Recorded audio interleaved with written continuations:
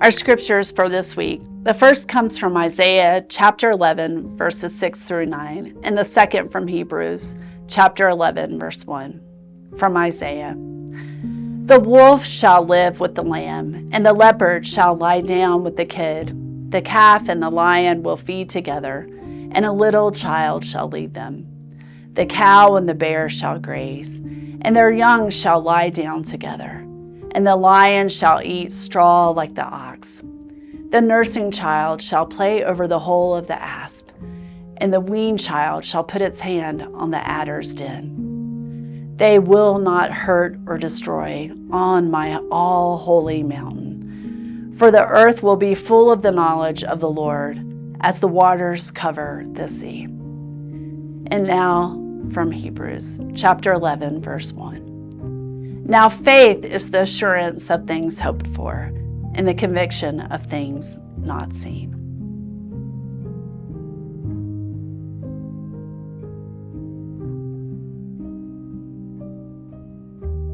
Not long ago in our recent history, World Health establishments declared it was impossible to treat poor people suffering from certain deadly diseases.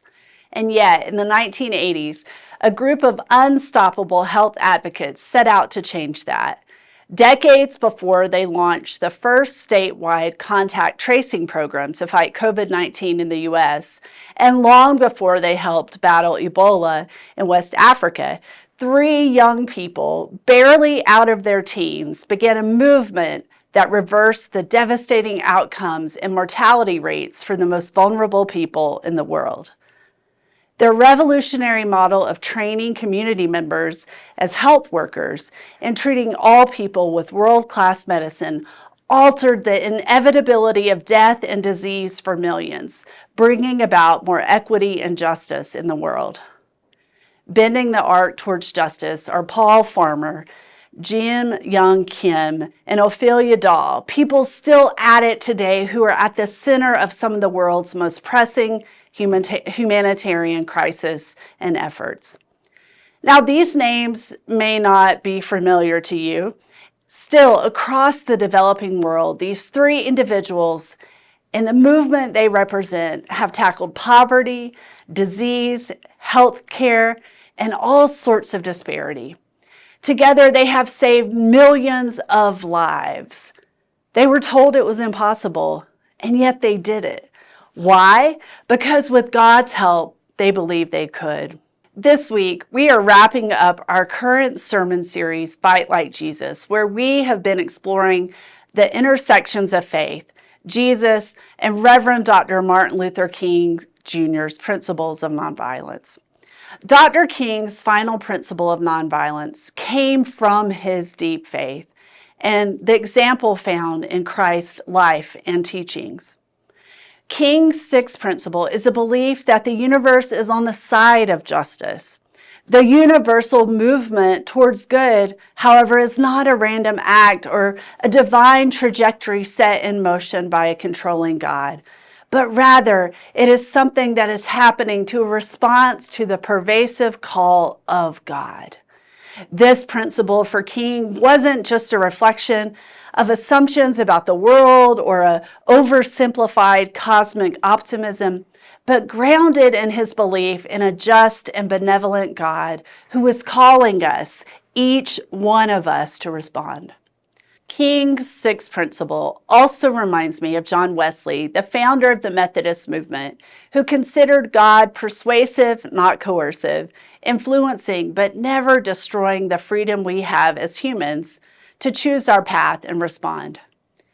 For Wesley, it is God's divine love that empowers our response and responsibility to choose to do good or to do harm. This God is constantly calling, inviting us at every turn to move towards justice and peace, towards well-being for one and for all, and for the whole of creation.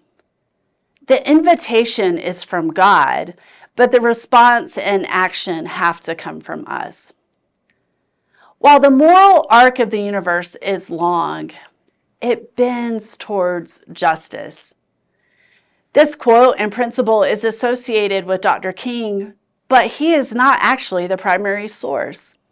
In 1853, Theodore Parker, Unitarian minister and prominent transcendentalist, published a collection of 10 sermons, including one that contained these words that King was referencing.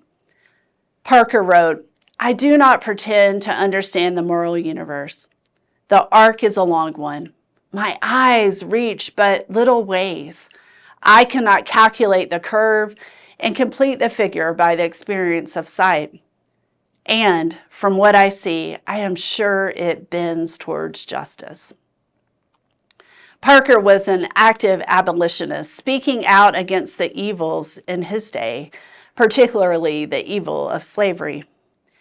Beneath Parker's words and King's repetition of them much later, these men of faith believed that God is just. But they didn't just stop at belief. They went on to act faithfully and with conviction to tirelessly advocate for what would bring humanity a little closer to the community described in the book of Isaiah. As we have heard throughout the sermon series, these principles of nonviolence are not meant to be philosophical ideals, but meant to be spiritual practices lived into a response to our calling and life of faith. It would be easy to hear Reverend Parker and Reverend King's words today and to slip into magical thinking, believing inevitably that the universe will self-correct or that God will intervene as some divine producer, so we're off the hook. But that is not the call we are given in the words and example of Christ. And while you and I will likely not be remembered for our remarkable history-making moments, we are collectively and individually called to be co-creators with God in bending the arc towards good. Rev Jerry here at St. Andrew and I were talking the other day about how much spiritual practices matter and how long any practice takes before it becomes a habit and a rhythm.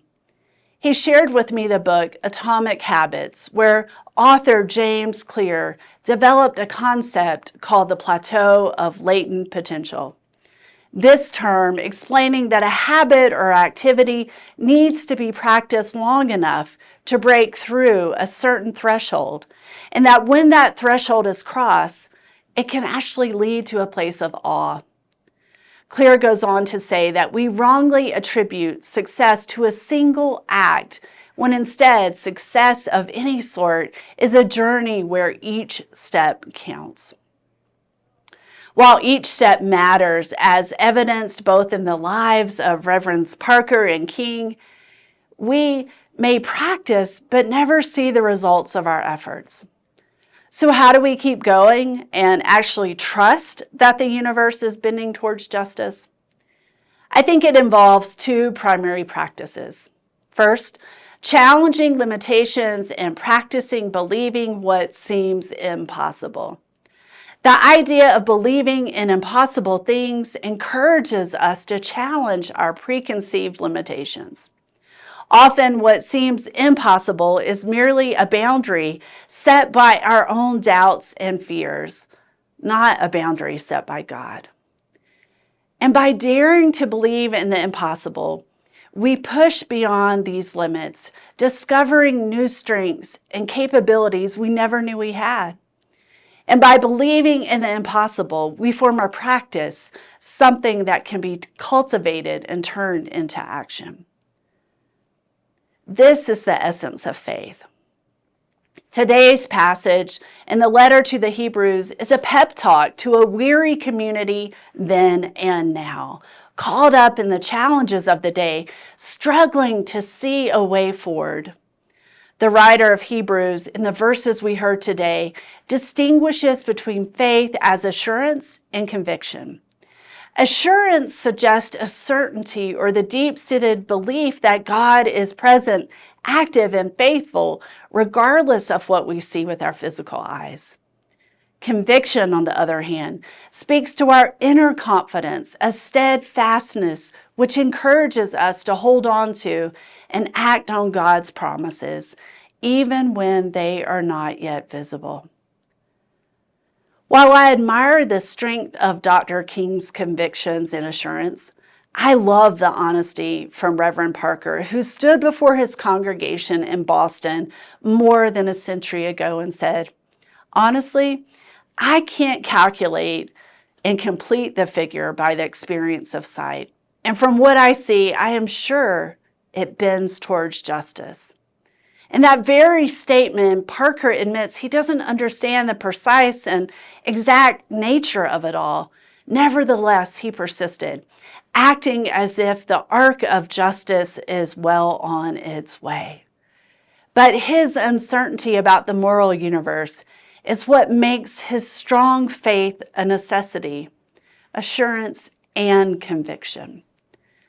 Now, I wasn't a fan of geometry in school, so I cannot precisely calculate for you how or assure you of when the moral arc of the universe bends towards justice. But in fact, I can assure you that it does because of my faith, not my math skills. I can't explain or convince you of really anything here today. But I do believe, I have to believe with every fiber of my being in the goodness and grace of God who wants and wills the best for all of creation. If I didn't believe it, honestly, how could I stand here before you with any integrity? But here's the thing about the arc of justice. It's not a perfect circle. Isaiah's vision seems far from reality. We are still on the journey, whether it be for marriage equality, healthcare access, women's autonomy and choice, or eradicating racism and ending gun violence in our schools. History is not a one-way street where rights and progress are settled once and for all. The work of justice is incomplete. In fact, some could argue that the arc is bending the wrong way, so it requires us to keep at it. Given the enormity of the world's grief, it can be tempting to surrender hope.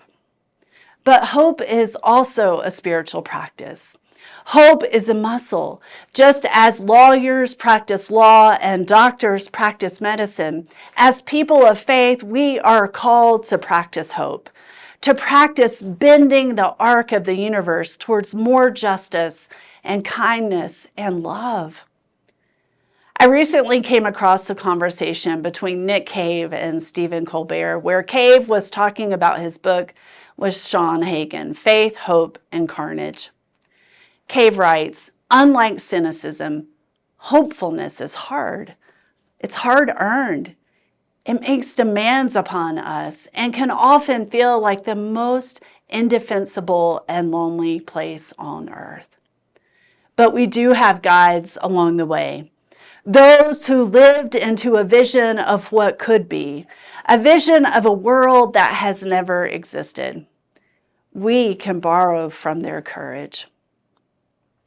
Just a few months ago, I traveled with 16 other people from St. Andrew on a journey of justice to Northern Ireland. While there, we learned from people who had been involved in and impacted by the Troubles or by the conflict in the country for generations. One afternoon, we sat and observed as a former member of the Irish Republican Army, a Catholic woman, sat beside her now dear friend, a once British loyalist, a Protestant. Both of them had previously engaged in acts of violence out of the perceived hatred of the other with whom they had no previous relationship. Both of them had experienced trauma and nearly lost their lives. Yet on a rainy afternoon in the middle of August, nearly 20 years later, there they sat, side by side, speaking of a deep desire for peace for all people, not just for themselves, and a desire for a united Ireland. their stories intersecting, their lives intertwined. Fear dropped away as they shared their pain and the possibility of reconciliation, not just between them, but again, between their families and churches and communities. Sitting there, I have to tell you, sitting there, I witnessed the arc of justice bending. My friends, the universe's arc does not bend without us. Every single moment is a movement, one way or another. Learning from people, whether it be Anne or John that day in Ireland, or Moses or Esther or Martin or Fannie Lou, I think the only response to injustice and violence around us is to practice believing in the impossible, act with faith, and start somewhere. Start right where we are whenever we can. Think about it. The stories of our faith do not reflect perfect people with a roadmap, but ordinary people who God called and supported to do extraordinary things. Abraham left his homeland, not knowing where he was going, yet trusted God's covenant. Moses stood before Pharaoh, armed with only the assurance of God's presence. And Esther risked everything she knew for what she thought was right, not for herself, but for others. And Vashti just stood up and said no for all women, and it cost her dearly. These stories remind us that faith requires us to act without seeing the complete picture, and bending the arc demands courage, faith, collective action, and a community of people. Sounds like the work of the church. Author and pastor John Pavlovitz wrote, "The universe's arc does not bend without us. It never has, and it never will. Humanity is that irresistible force shaping the crescent we stand upon together. With each decision, the curvature changes ever so slightly, so that every single moment is a movement one way or the other." Friends, now is the time.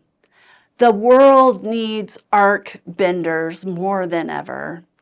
We are called to be powerful participants, co-creators of the story we find ourselves in within God's larger story. We can choose to work and build the beloved community, even if we do not get to see how it all shakes out. The arc of the moral universe is long, and God's calling relentless. So it's up to us to pursue it. We start with everyday actions and choices. We bend the arc by choosing empathy over apathy, action over indifference, connection over conflict, and love over hate. Each of us holds the power to influence the world around us. Whether through volunteering, advocating for policy changes, or simply extending kindness in our daily interactions, we contribute to the collective good and efforts towards justice. Our faith in God and God's goodness sustains us on this journey, providing strength to persevere, reminding us that we are part of something greater than ourselves. With faith, we understand that our efforts, no matter how small, are meaningful and significant. In closing, here are these words from John Pavlovitz once again, and take them to heart. Consider where God is calling you to act and how we might act together, for now is the time. Blessed are the arc benders. I want to be an arc bender. I want to live leaning towards justice. I want my choices, both small and grand, to contribute to the holy momentum of the planet. I want my presence here to yield more compassion, goodness, and decency than when I arrived. I want my abundance and privilege to be spent on behalf of those who have less of such things.